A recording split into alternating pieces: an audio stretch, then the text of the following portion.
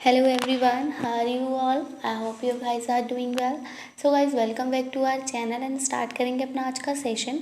तो आज के सेशन में हम लोग एज यूजली डिस्कस करेंगे आपके यूजीसी नेट जेआरएफ एग्ज़ाम के लिए प्रीवियस ईयर के क्वेश्चन। जैसा कि आप सभी को पता है कि अभी हमारी सीरीज़ 1 चल रही है जिसमें कि हम प्रीवियस ईयर के क्वेश्चंस को डिफरेंट पार्ट्स में कवर कर रहे हैं।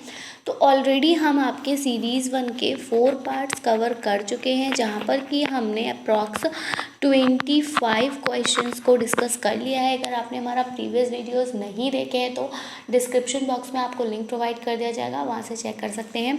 आज हम जो पार्ट कंटिन्यू करने वाले हैं ये आपका पार्ट 5 रहेगा और यहाँ पर हम क्वेश्चन नंबर 26 से आगे कंटिन्यू करेंगे। तो वीडियो आपके लिए बहुत ज़्यादा हेल्पफुल रहेगा, तो वीडियो को विदाउट स्किप के लास्ट तक ज़रूर देखिए।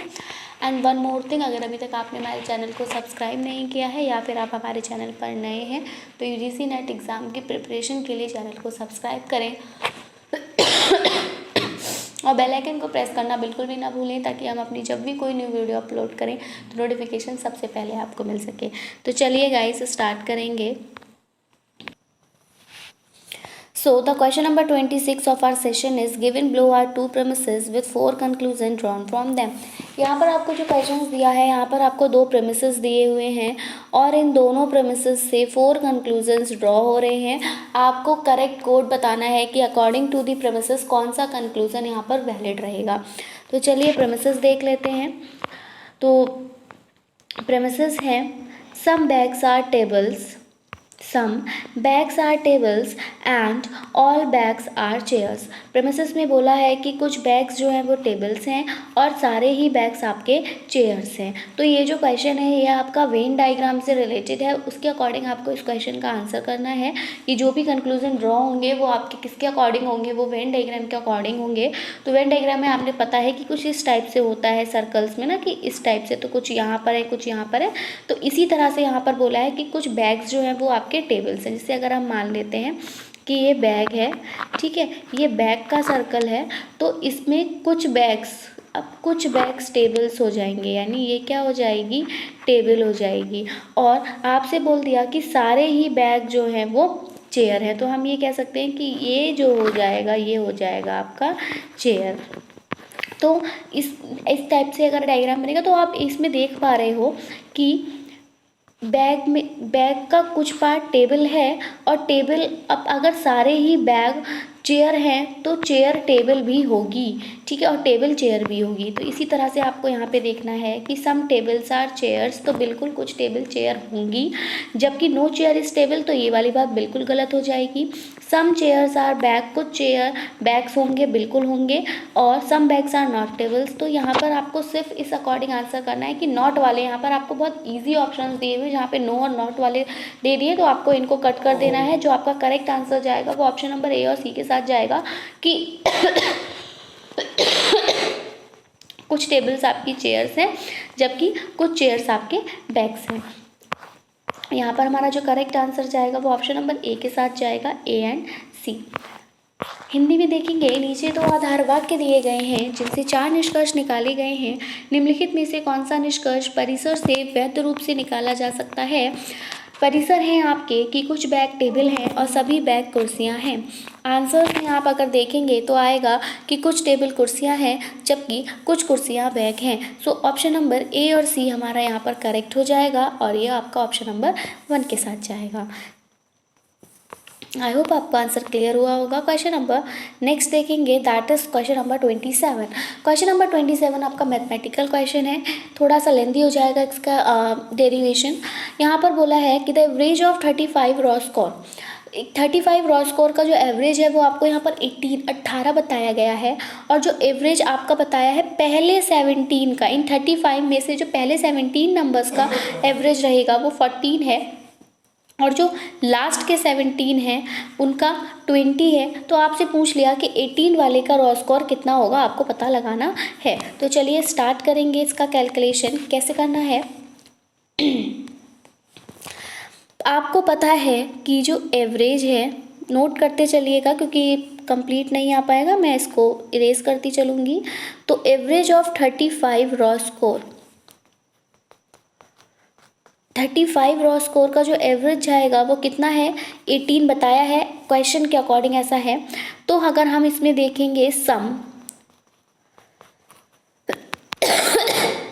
Of 35 raw score, average 35 raw score का 18 बताया है, तो इसी के अकॉर्डिंग अगर हम सम ऑफ 35 रॉ स्कोर्स निकालेंगे तो सम कितना निकलेगा, 35 इंटू 18 इज इक्वल्स टू 630। कितना आएगा, 35 मल्टीप्लाई बाय 18 गिव्स 630, और ये जो है 630 ये आपकी इक्वेशन नंबर 1 हो जाएगी। क्या हो जाएगी, इक्वेशन नंबर 1। इसको मार्क कर लीजिए, मैं इसको डिलीट कर रही हूँ, आप चाहें तो स्क्रीनशॉट ले लीजिए या फिर इसको नोट कर लीजिए। नेक्स्ट अब हम देखेंगे कि जो एवरेज है आपका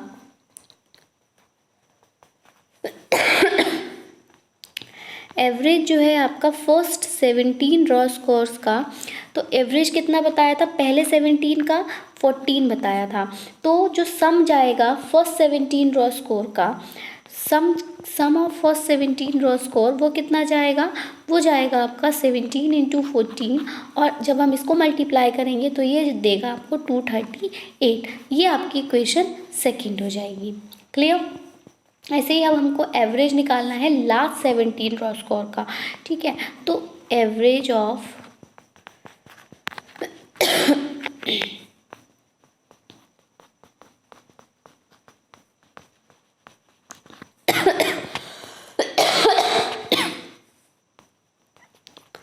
average of last 17 raw score ये कितना जाएगा, ये है आपका कितना था, 20 था। तो अगर हम इसका सम निकालेंगे तो सम जाएगा 20 मल्टीप्लाइड बाय 17 इक्वल्स टू 340। ये आपकी इक्वेशन थर्ड हो जाएगी। तो इस तरह से हमने 3 इक्वेशन यहाँ से ड्राइव की हैं। अब तीनों ही इक्वेशन को हम कंबाइन करके 18th नंबर का रॉ स्कोर फाइंड आउट कर लेंगे। तो तीनों इक्वेशन को आप एक जगह नोट कर लीजिए, और थर्ड इक्वेशन से हमारा फॉर्मूला निकलेगा 18th रॉ स्कोर का is equals to sum of 35 raw scores, 35 raw score का सम लिखना है माइनस आपको sum of first 17 raw score plus sum of last 17 raw score.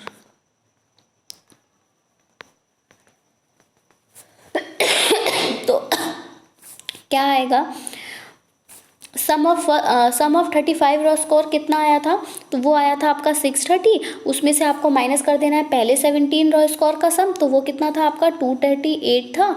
उसमें से आप उसी के साथ आप प्लस कर दोगे लास्ट 17 रॉ स्कोर, वो 340 था। इस तरह से कुछ आपका इक्वेशन बनेगा। इसको आप जब सॉल्व करोगे तो 630 माइनस इन दोनों को हम पहले ऐड कर लेते हैं अकॉर्डिंग टू बोर्डमास रूल, तो यह आपका 578 आ जाएगा। और जब हम 630 में से 578 को माइनस करेंगे तो आपका आंसर आ जाएगा 52, and it is here in option number 3। I hope आपको आंसर क्लियर हुआ होगा। आगे बढ़ेंगे, हिंदी में देखेंगे सेम क्वेश्चन, बस क्वेश्चन देखेंगे, बाकी जो आपका हमने कैलकुलेशन किया है वो बिल्कुल सेम ही रहेगा। तो 35 रॉ स्कोर का जो औसत है, एवरेज की जो बात की गई थी वो औसत है। तो 35 रॉ स्कोर का औसत तो 18 निकला था, उनमें से पहले 17 का औसत हमने बताया कि 14 है और अंतिम का हमने बताया कि 20 है। तो जब हम इसको सॉल्व करेंगे तो हम क्या करेंगे, पहले हम सम निकालेंगे, योग निकालेंगे पहले 35वें रॉ स्कोर का, तो वो योग निकलेगा 35 गुणे 18 देगा बराबर 630। ये आपकी समीकरण 1 हो जाएगी। फिर आप एवरेज यानी औसत निकालेंगे, पहले 17 रॉ स्कोर का, वो आपको पता है कि 14 है। जब आप उसका योग निकालेंगे तो वो 17 गुणे 14 यानी कि बराबर 238 आएगा, जो कि आपका समीकरण 2 हो जाएगा। इसी तरह से आप आखिरी जो 17 रॉ स्कोर है उनका जब योग निकालेंगे तो वो उसका एवरेज 20 था, औसत 20 था, तो एवरेज निकलेगा 17 गुणा 20। तो जब 17 गुणा 20 आप करेंगे तो आपका उत्तर जो आएगा वो 340 आएगा, और ये आपका समीकरण 3 हो जाएगा। तीनों समीकरणों को जोड़ते हुए दोनों जो आपके पहले 17 और आखिरी 17 का जो सम था उनको जोड़ेंगे और इसको 35 रॉ स्कोर का जो सम था उसके साथ घटा देंगे और आपका आंसर आ जाएगा, जो कि है आपका 52 यानी कि 52। क्लियर।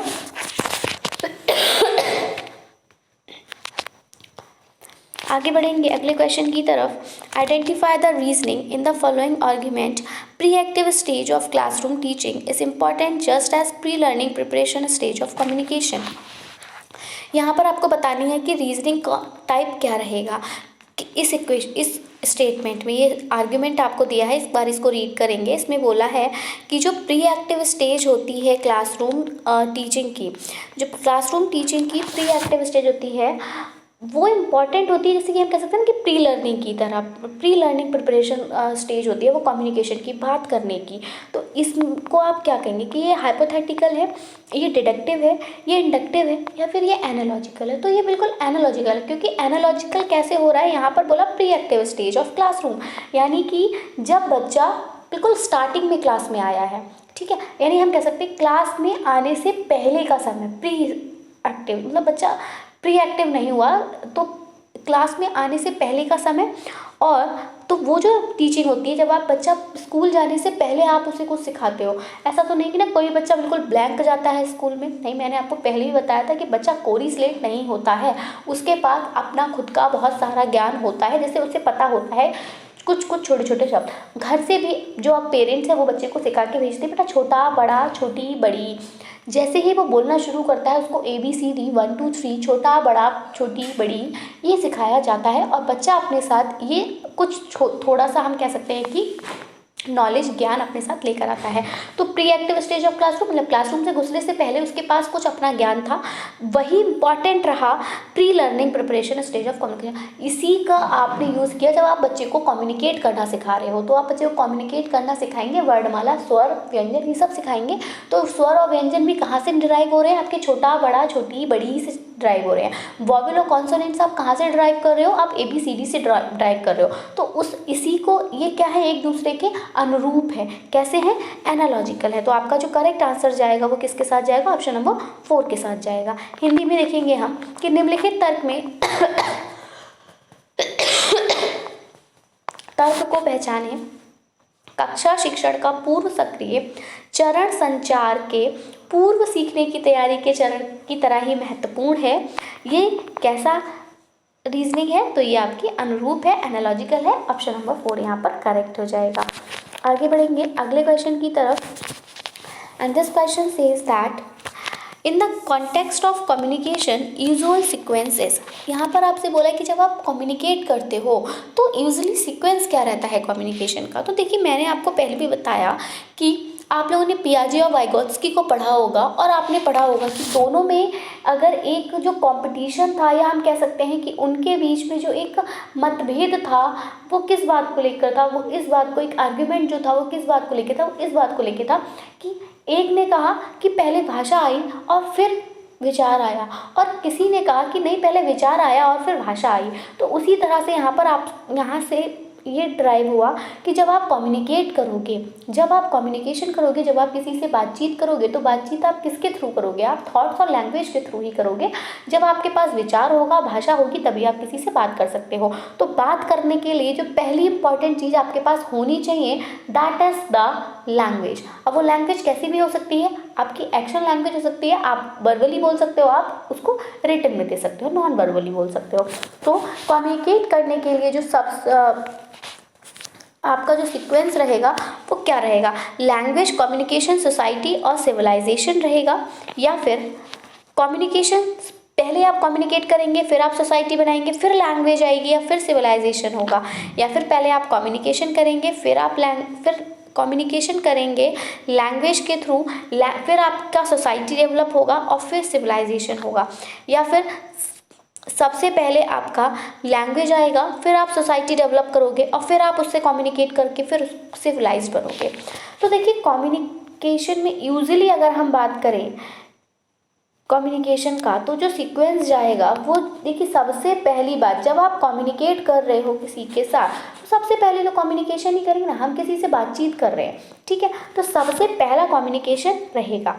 कम्युनिकेशन हमें यहाँ पर तो पहला कम्युनिकेशन रहेगा, तो लैंग्वेज वाला हम इसको कट कर देते हैं। ऑप्शन नंबर 4 और ऑप्शन नंबर 1 गया, हमें 2 और 3 में से करेक्ट आंसर चूज करना है। दूसरी बात, आप कम्युनिकेट करके आप कम्युनिकेट किसके थ्रू करेंगे, तो कम्युनिकेशन आप सोसाइटी के थ्रू करेंगे या लैंग्वेज के थ्रू करेंगे? तो कम्युनिकेशन आपका किसके थ्रू होने वाला है? लैंग्वेज के साथ होने वाला है, यानी कि ये ऑप्शन खुद ब खुद कट जा रहा है। अब बचता आपके पास सिर्फ यही है, आप वैसे तो आंख बंद करके आंसर लगा सकते हो, बट एक बार मैं फिर भी आपको एक्सप्लेन कर देती हूँ कि आपने कम्युनिकेशन स्टार्ट किया। कम्युनिकेशन स्टार्ट करने के लिए you have to have a valid language, आपके पास एक लैंग्वेज होनी चाहिए और उस लैंग्वेज के थ्रू आपने कम्युनिकेशन स्टार्ट कर दिया। फिर जब आप लोगों ने बातचीत की तो एक क्या बनी? एक सोसाइटी बनी। 4 लोगों का ग्रुप बना, 5 लोग का ग्रुप बना, इस तरह से आपने एक सोसाइटी को डेवलप किया और सोसाइटी जब डेवलप हुई तो उसी को हमने क्या बोल दिया? सभ्यता बोल दिया, यानी civilization. Clear? So option number 3 यहाँ पर करेक्ट हो जाएगा। हिंदी में देखेंगे, संचार के संदर्भ में सामान्य क्रम है, क्या है? तो मैंने बताया भाषा नहीं आएगी, सबसे पहले क्या हो रहा है? संचार हो रहा है। संचार आप किसके थ्रू करेंगे? तो संचार करेंगे आप भाषा के थ्रू, और फिर आपका समाज बनेगा और समाज के बाद आपकी सभ्यता बनेगी। क्लियर? सबसे ज़्यादा महत्वपूर्ण है संचार होना। संचार के लिए भाषा की उपयोगिता है और भाषा के साथ ही आपकी सोसाइटी यानी समाज का निर्माण होकर ही आपकी सभ्यता बनेगी। आगे बढ़ेंगे, देखेंगे सेशन का last question, and this question is, देखिए यहाँ पर बोला है कि अगर आप रीज़न को, एक वर्ड है रीज़न, अगर आपने इसको 5 कोड किया और गवर्नमेंट को आपने 9 कोड किया, तो what is the code for accident? तो आप एक्सीडेंट को क्या कहेंगे? तो आप इसको ध्यान से अगर देखें तो रीज़न में, अगर हम रीज़न में देखें कि हमारे पास कितने अल्फ़ाबेट्स हैं, तो रीज़न में हमें दिखाई दे रहे हैं अल्फ़ाबेट्स कितने हैं? 6 हैं। गवर्नमेंट में अगर हम अल्फ़ाबेट्स देखें तो कितने हैं? GOVERNMENT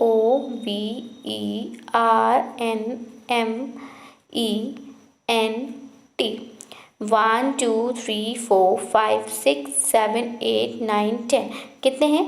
10 है। और आप जब दोनों ही को देखेंगे कि यहाँ पर तो आपसे बोल दिया कि रीज़न 5 की तरह कोड हो रहा है और गवर्नमेंट 9 की तरह कोड हो रहा है, और जबकि हम इनके अल्फ़ाबेट्स काउंट करें तो 6 और 10 आ रहे हैं। यहाँ से आपको पता चल रहा है कि दोनों में क्या करा है? 1 1 माइनस किया है। क्या किया है?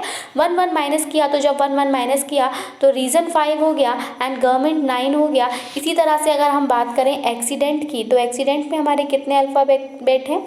एक्सीडेंट कितने हैं? 8 हैं। और अगर हम 8 में से 1 माइनस करेंगे तो हमारे पास 7 आ जाएगा, यानी कि जो हमारा करेक्ट आंसर जाएगा वो ऑप्शन नंबर 2 के साथ जाएगा, दैट इज 7। यदि रीज़न को 5 और गवर्नमेंट को 9 लिखा जाए तो एक्सीडेंट का क्या कोड रहेगा? हमने बताया आपको, ये जो नंबर्स दिए हुए हैं इन्हीं को आपको काउंट करना है और इनमें से 1 1 माइनस करके आपको आंसर बता देना है और आपका आंसर यहाँ पर 7 आएगा। सो आई होप आपको सेशन पसंद आया होगा। सेशन पसंद आया हो तो प्लीज़ वीडियो को लाइक करें और अपने फ्रेंड्स में शेयर करें। बाकी अगर आपकी कोई भी क्वेरी है आप हमसे कमेंट सेक्शन में पूछ सकते हैं। इसके अलावा अगर आपका कोई भी सजेशन है, आप कोई भी पर्टिकुलर वीडियो अगर चाहते हैं तो प्लीज़ हमें कमेंट सेक्शन में बताएं, हम आपकी डिमांड को ज़रूर पूरा करेंगे। So that's it from my side. मिलेंगे अपनी नई वीडियो के साथ। Till then take care and bye bye. So thanks for watching. Thanks, have a nice day.